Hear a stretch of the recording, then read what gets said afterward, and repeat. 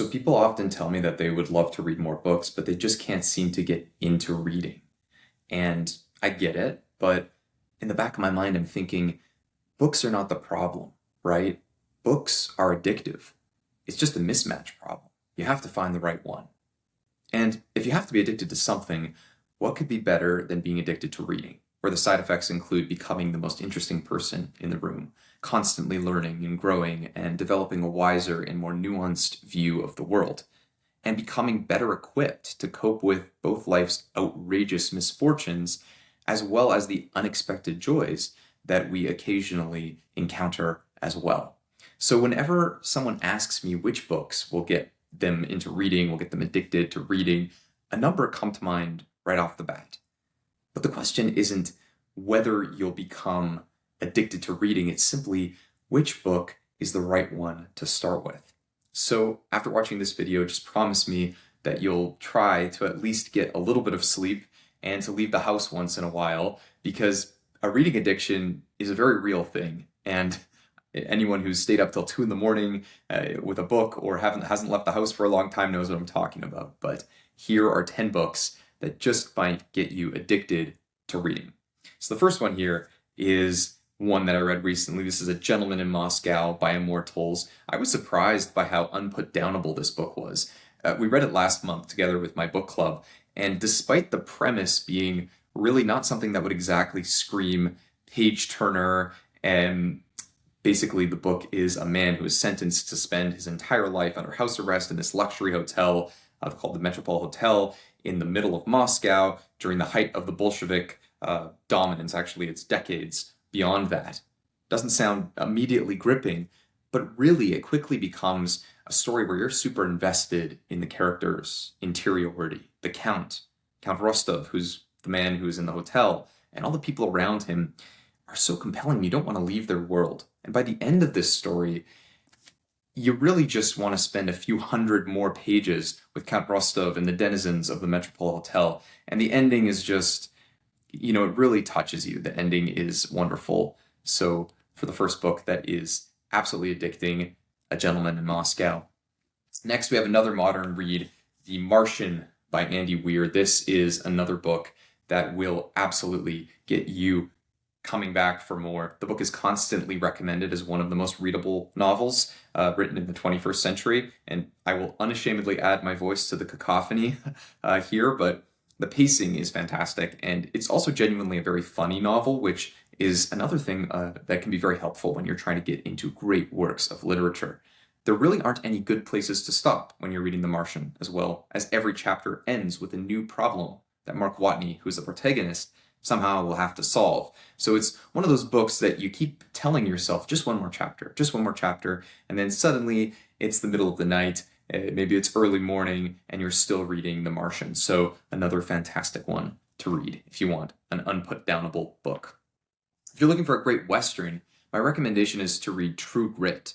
This book is just beautiful. Westerns are already an incredibly addictive genre, in my view, because they're built around action and momentum. But this book is so perfectly crafted that once I started reading it, I genuinely didn't want to stop. It's funny as well, surprisingly moving as a story. It might be one of my favorite Western novels, but I highly recommend True Grit if you are looking for a Western novel that is also incredibly addictive. But if you're in the mood for a mystery, something very different in genre, another type of book that can totally get you reading and coming back, not putting it down, The Girl with the Dragon Tattoo is one that I would recommend. It's incredibly compelling. There's a lot of other great mysteries. Agatha Christie's a great writer, but The Girl with the Dragon Tattoo, it's dark, and it's definitely strange, but in the best possible way, right? I think that's part of what makes it addictive. Once all the pieces start coming together, it's really difficult to stop reading. And that's the thing with a great mystery book. It'll keep you turning the page because you want to know what happens next. So if you want something a bit darker that's also very addictive, very unputdownable, then The Girl with the Dragon Tattoo. Now, not everything has to be fiction. For narrative nonfiction, I'd recommend In Cold Blood by Truman Capote. This is the story of the Clutter family murders and everything that happens in the aftermath of that. But it really has just unparalleled momentum, the momentum of a great thriller, honestly. Capote completely changed how nonfiction was done when he wrote this book. Readers were astonished by how gripping it was, and we're still astonished today. So I highly recommend you check out In Cold Blood if you want something that is narrative nonfiction, but also wonderful and difficult to put down. Now, for an adventure classic, another great genre of something that is difficult to put down, there are so many choices. The first ones that came to mind for me, Dracula, Treasure Island, but I really think it has to be Tarzan of the Apes by Edgar Rice Burroughs. I actually have it somewhere here, but I don't know where I put it. I absolutely devoured this book as a kid. It was one of those novels that made me realize that reading could be every bit as exciting as a movie. And there are good movies based on this, but none are as good as the book. I still think this is one of the greatest page turners of all time. And Tarzan of the Apes, the whole series, but in particular, the first book, is just amazing. Now, we come to the crux of the issue. A lot of people assume that the Victorian classics, the old stuffy classics, are what makes it's dense and slow and impossible to get through, books hard to read. But A Tale of Two Cities by Charles Dickens completely, I think, disproves this stereotype. It's dramatic, it's full of very memorable and well-crafted characters. It's genuinely suspenseful as well, and it moves a lot faster than I think you would expect from a Dickens novel. But it is a Dickens novel, so I suppose one could say it was the best of times and it was the worst of times when it comes to reading it. But in addition to its memorable opening line, this is a fantastic novel from beginning to end, from opening to the last sentence. It's very affecting as well, but it's a story that doesn't let up in its pace, and I think that's what we're looking for a lot of times when we want something that is addicting, that is readable. But I also have to recommend something that isn't necessarily plot heavy, but is just super beautiful. The World of Yesterday by Stefan Zweig. I never expected really a memoir would be that compelling that I would put it on a list like this, but this is one of the most beautifully written books ever. Zweig doesn't just tell us a story about his life, which he does in many of his novels. He tells stories not about his life, about others' lives, but he's capturing the whole sentiment of European civilization before it disappeared in the Nazis and the communists. It's elegant, it's thoughtful, it's difficult to put down, and it will get you thinking, and it will cause you to grow as a human being, which is another element of why we want to be reading, why it's a good addiction to have. It's not an easy book, but highly, highly worth reading.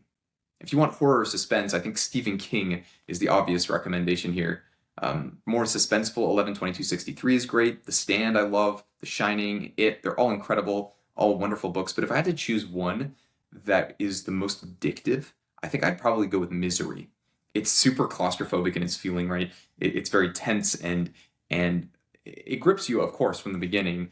But because the premise is this man, and is he gonna, like, he's a writer, is he gonna be able to escape from this crazy person? It is, I won't say anything about the plot specifically, but it's just so compelling, right? And I think that's partly because Stephen King himself was a writer, and he himself probably had some crazy fans, and so he's really writing his experience in this book. But very gripping. You feel, you probably will put this down at some point, but the only reason you'll put it down is because you'll be like needing to give yourself some space. There's some books like this where you need to put it down for a second because it's so overwhelming how suspenseful it is. But before we get to my number one pick, the most suspenseful book, or the most gripping book, the most addictive book that I ever read, I do want to quickly mention my online book club, The Reading Room. Every month, members vote on 4 or 5 books, and then we come together and we read one children's classic and one adult's classic. And this summer, we're reading Watership Down by Richard Adams for our children's classic, and we're also reading Life and Fate by Vasily Grossman as our adult classic novel. And both of these novels so far are wonderful reads. I'm really enjoying it. We really read a wide range of books, but I like having one children's book and one classic because there's always one approachable read which also has surprising depth, and another that really pushes us to think more deeply about the human experience, about the world that we live in. And this is really why we read in the first place, right? We're trying to understand ourselves, we're trying to understand our world, and having a little bit more of an approachable children's book and an adult's book helps us to do that. But alongside the reading itself, We have discussion threads and live book conversations and reading guides. And, more than anything, we're trying to build a genuine community of readers, a reading room where people can come and share their thoughts, share their literature, share their favorite books. It's a place to talk about books and writing and ideas and really anything else that grows out of that. And it's called a reading room because that's what I hope it becomes, a welcoming place for anyone willing to entertain the possibility that a great book just might change the way they see the world. If that sounds like something you'd enjoy, I'd highly recommend that you join us in the reading room. It's also one of the best ways to support the channel. Now let's get back to it with our number one pick. So this is a difficult one because there are so many books out there. But with that said, I think the most addictive book of all time isn't going to be one answer, right? There's no single answer because everyone has a different book. But if I had to choose one single book, and I'm going to do that, a lot of people do recommend this one. You've probably heard of it before. I think you know what I'm saying. The Count of Monte Cristo. Whenever someone asks for an addictive classic, this is the first one that comes up for good reason. It's fantastic. It's really one of my favorite books as well. There's a lot to be said about its relentless plot, its unforgettable characters, the powerful moral core of this story, and I completely understand why so many people say that this is the perfect place to start if you want to get addicted to reading. And I honestly agree. It's one of the best places to start. It's very addictive, very great book, but we'll call it our bonus pick because as great as it is, I think it's getting a little bit too much attention. If I'm choosing a book, I want to choose a different book, and not just to be different, right? This is the book that truly got me addicted to reading long classics. It is one of my 10 favorite books of all time, and I truly believe that it's every bit as addictive as The Count of Monte Cristo, even if a little bit different. The book I'm talking about is Les Misérables by Victor Hugo. Now, Edmond Dantes from The Count of Monte Cristo has an extraordinary redemption story, but the moral redemption arc that Jean Valjean follows just might be the greatest redemption narrative in the literary canon, and that's saying a lot. It's redemption on an epic scale, but it's not the only element of this story. It's not what makes it so gripping. The title actually translates to the miserable ones, or the forgotten, or the abandoned, or maybe the dispossessed. And I think once you realize that, it gives you more perspective into what this novel is really about. It's got so much more than a gripping narrative of redemption, which is obviously keeping the plot moving. It's taking place in France. You have a lot of historical events leading up to the French Revolution, the heartbreaking stories of characters like Fantine and Eponine and Gavroche, and countless ordinary characters who are crushed by poverty and injustice and circumstance in the wake of all these great historical events.